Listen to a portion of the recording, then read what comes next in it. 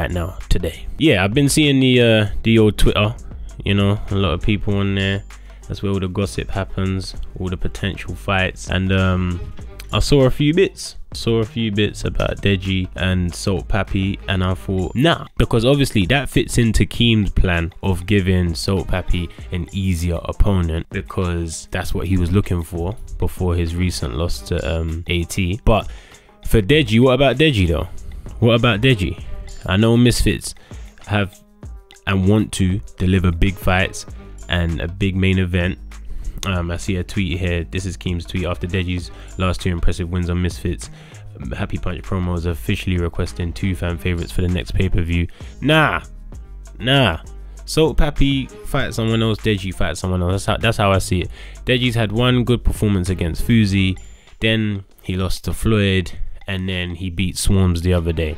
Tell me why he should be fighting the guy that's apparently the best in crossover boxing and who had Jake Paul, KSI, Tommy Fury on his list. Deji's he's not said that he wants to fight any of them like that, and he said he wants Liam Payne next. He's doing his own journey, which I think he should do, because he's finally on winning ways. This is not the time to feed the man to one of the elites in the crossover game. I don't think so.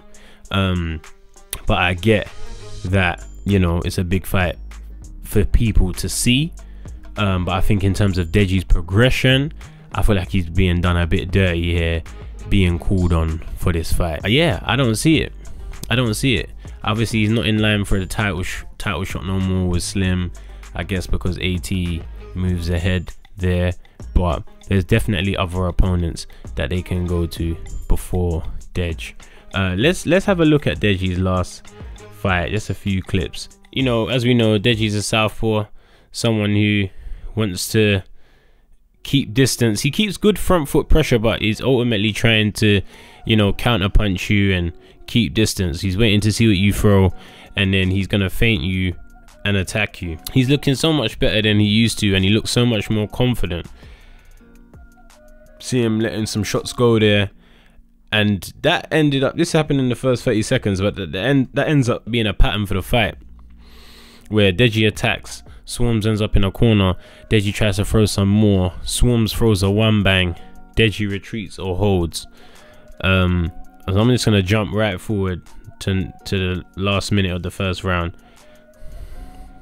You can see Swarms had energy here, a lot of excess movement,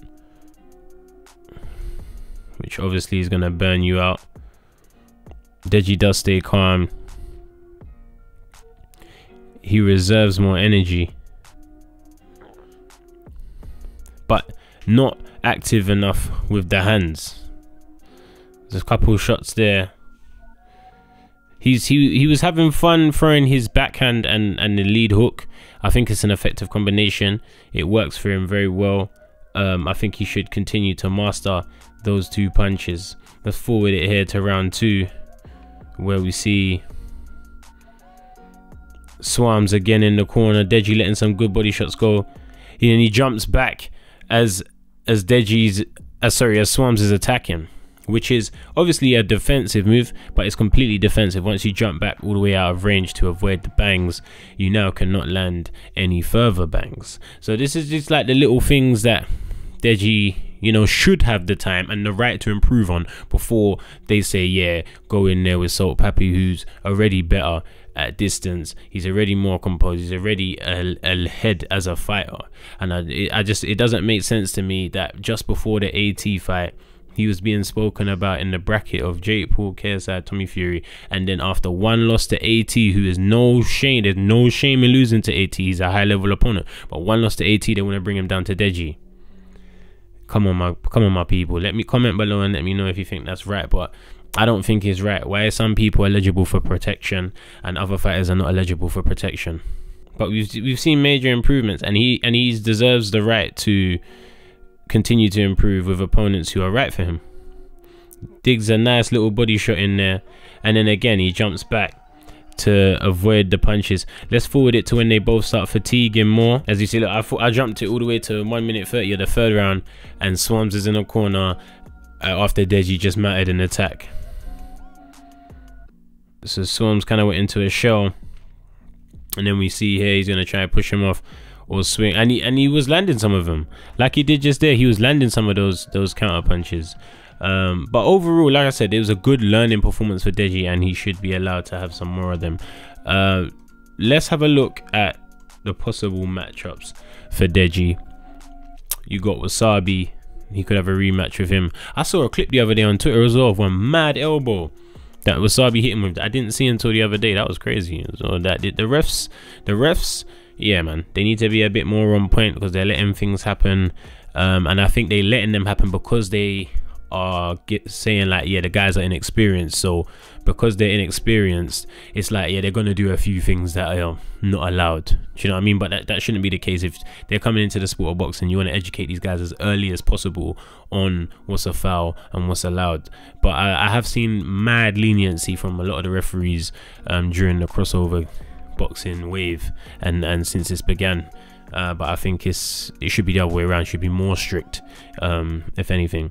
But yeah, we got Wasabi 2, we got Liam Payne. Seen Liam Payne on the pads. I ain't seen nothing else, but obviously it would be big One Direction. That, you know what I'm saying, big people. Bryce Hall as well, and I don't know who else. We got some. There could be some other people, but Bryce Hall.